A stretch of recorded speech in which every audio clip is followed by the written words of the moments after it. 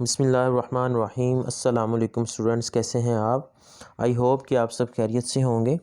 So today we are going to start our lecture number 1 on complex numbers.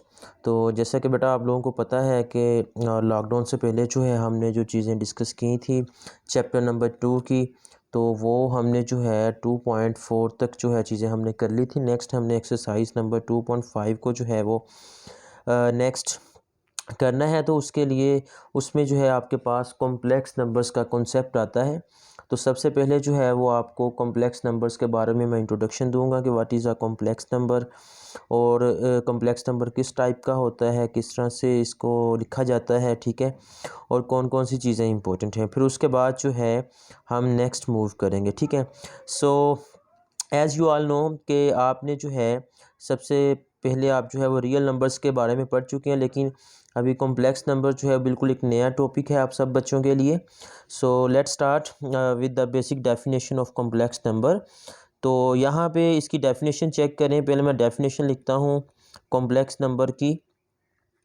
A number which can be written, a number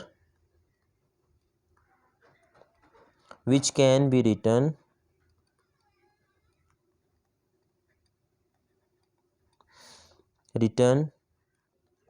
in the form of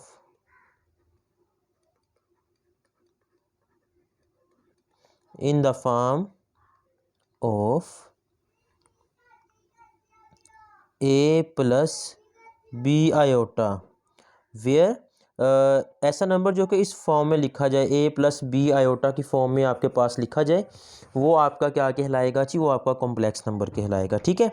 सो यहाँ पर जो a और b हैं आपके पास, where a and b, ये belong करेंगे कहाँ से? रियल नंबर्स में से, ठीक है।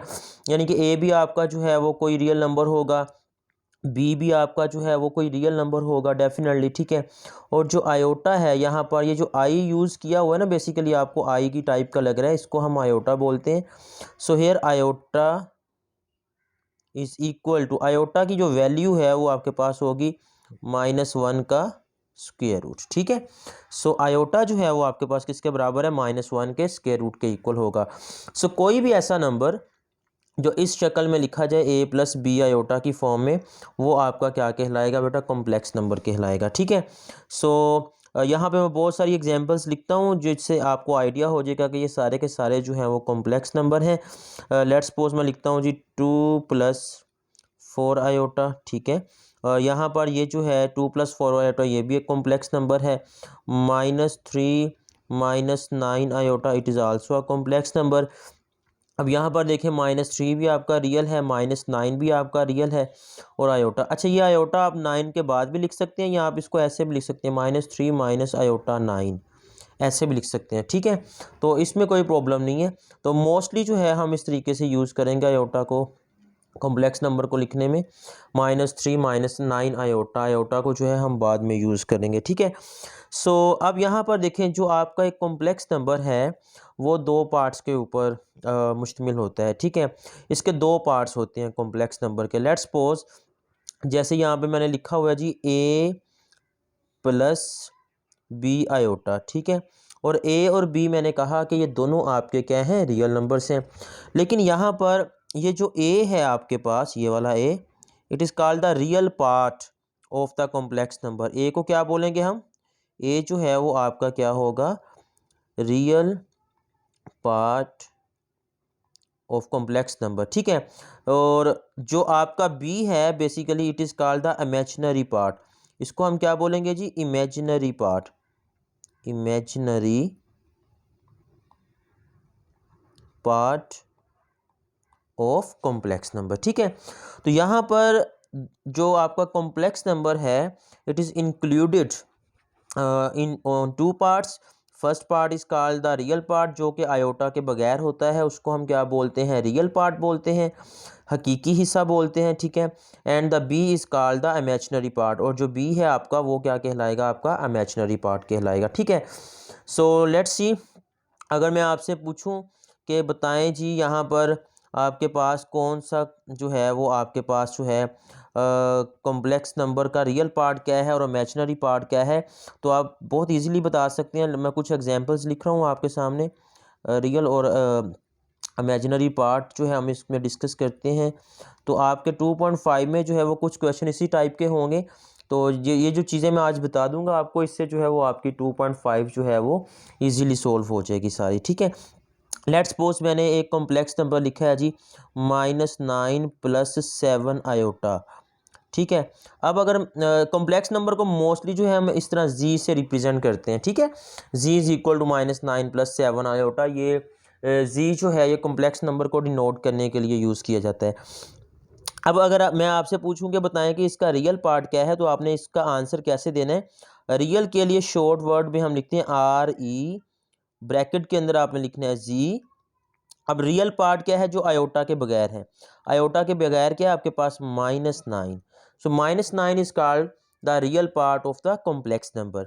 And what is the imaginary part of the complex number.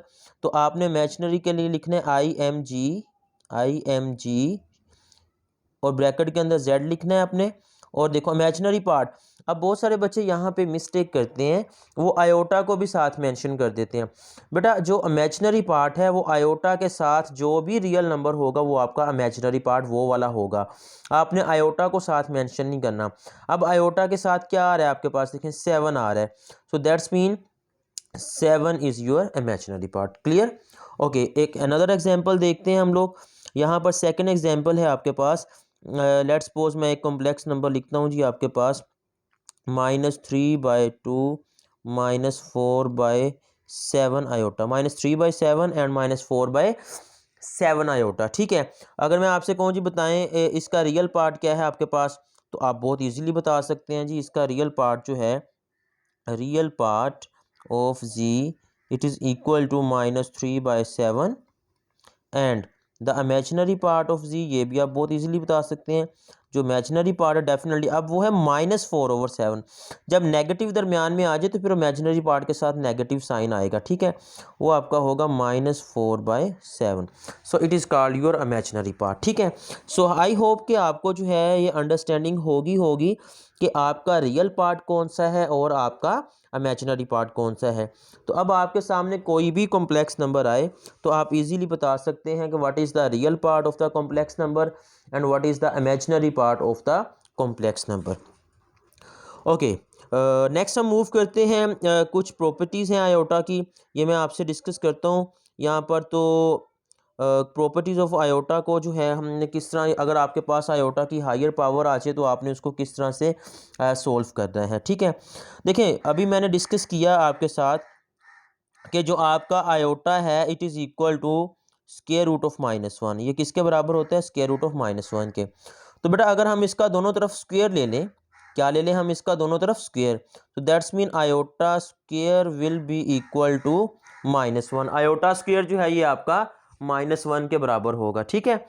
सो आपने क्या करना है अब यहाँ पर कि अगर आपके पास कोई भी आयोटा की पावर आ जाती है, लेट्स सपोज अगर आपके पास आ जाता है जी आयोटा की पावर 25 का आंसर निकालें, ठीक है। यहाँ जी आप माइनस आयोटा की पावर 27 बताएं या 9 बताएं जी, क्या है आपके पास, ठीक है। तो इस तरह कोई भी हाईएस्ट पावर आ जाती है तो आपने उसको किस तरह से सोल्व करना है, ठीक है। देखिए अगर तो आपके पास आयोटा की पावर जो है वो कोई इवन नंबर आ रहा है, आपके पास आयोटा की पावर क्या आ रही है, कोई इवन नंबर। लेट्स सपोज आपके पास आ जाता है जी आयोटा की पावर 50 आ गया, चलें, ठीक है। अब इसको बहुत इजी है सोल्व करना। आप इसको किस तरह से लिख सकते हैं, हम इसको लिख सकते हैं आयोटा स्क्वायर की पावर 25, ऐसे हम मेंशन कर सकते हैं, क्योंकि 25 को 2 से मल्टीप्लाई करें तो ये 50 पावर ही बन जाती है। सो आयोटा स्क्वायर की पावर क्या आ गई आपके पास, 25। अब आयोटा स्क्वायर किसके बराबर है आपका, इट इज़ इक्वल टू -1, ठीक है। अभी हमने ऊपर डिस्कस किया, ये आपने एक चीज़ याद रखनी है कि iota square is equal to -1। So iota square is equal to -1 and -1 की पावर 25। तो अब आप सारे बच्चे बहुत अच्छी तरह से जानते हैं कि नेगेटिव की पावर अगर कोई और नंबर हो तो आंसर हमेशा नेगेटिव में आएगा। तो माइनस की पावर 25 माइनस ही आएगा और 1 की पावर 25 1 होगा। सो दैट्स मीन आयोटा की पावर 50 का आंसर आपके पास कितना आ गया, वो आपके पास आ गया है जी -1, ठीक है। ओके, सो नेक्स्ट देखते हैं, अगर आपके पास आ जाता है जी आयोटा की पावर 27। अब देखिए ये 27 जो है ये ओड पावर आ गई है आपके पास, ठीक है। तो आपने इसको हमेशा कैसे लिखना है, जब कोई ओड नंबर पावर आ जाए तो आपने एक नंबर जो है वो कम कर देना है इसका, ठीक है। यानी कि आपने इसको ऐसे ब्रेक कर देना है पावर को। आप इसको लिखेंगे आयोटा की पावर 26 इंटू आयोटा, ठीक है। अब ये टोटल पावर कितनी बन रही है, 26 और 1, ये 27 ही बन रही है, ठीक है। अब जो आयोटा की पावर 26 है इसको हम लिख सकते हैं आयोटा स्क्वायर की पावर 13 इंटू ये वाला आयोटा जो है ये आपके पास एज इट इज़ आ जाएगा, ठीक है। अब आयोटा स्क्वायर किसके बराबर होता है, ये हम पहले डिस्कस कर चुके हैं कि iota square is equal to -1। So -1 की पावर 13 इंटू आयोटा।